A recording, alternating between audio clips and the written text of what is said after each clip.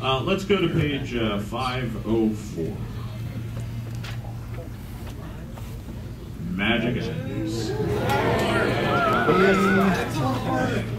The book now also, of course, includes rules for cursed items, intelligent items, magic artifacts, and magic item creation.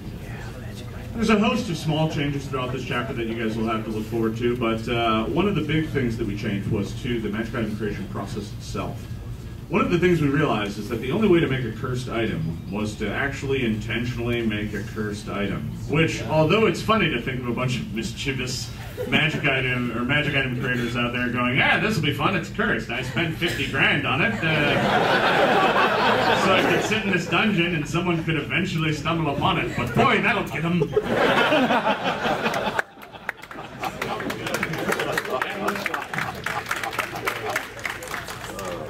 And while that's fun,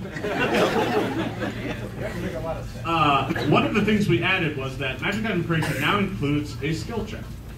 It's not a hard skill check, but it is a skill check. And you can rush an item, you can not have the proper material components and not have the proper spells, and that increases the DC. Well, if you fail it, you just don't create the item. But if you fail it by enough, you create a cursed item instead.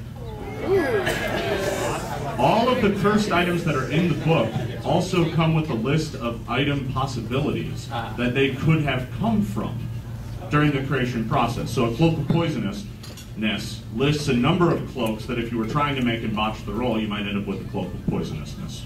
Poisonous. I'm moving on. This page actually has the marvelous pigments illustration, which was another fun little story from our office. When the book was being passed around for editing before we went to print, everyone who edited the marvelous pigments entry circled it and wrote something. Now, the marvelous pigment entry was pulled directly from the SRD, and it said, these pigments are usually applied with a number of bristles or hairs attached to the end of a stick. Everyone who edited it circled it and wrote, like a brush?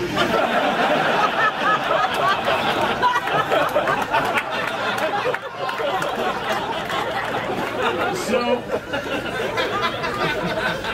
we decided to do a bit of research as to why, in God's name, that description was in there. And we went through old books, and that's been the description since the beginning. So we kept it.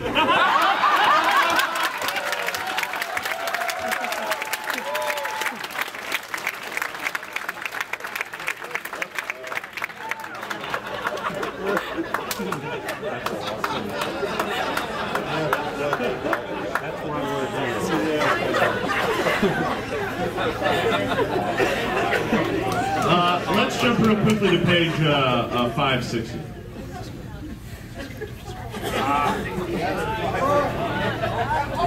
Go quickly! Careful, Jeff, you nearly let them see the monk. They would have seen how awesome their attack bonus is now that they flurry at a full fighter's base attack bonus. Did I just let that slip? All right. So this is the appendix chapter.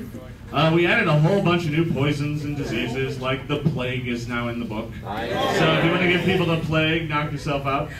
We revamped the system a little bit from the beta, so it's a bit clearer to use now, and I'm finally satisfied that I can now finally poison the king. This was my big project when I was working on these rules originally, was that it was impossible to poison the king. The moment he ate the poison, he would scream, "Ah, I'm poisoned!" The clerk would come over and heal him, and within a minute he'd be fine.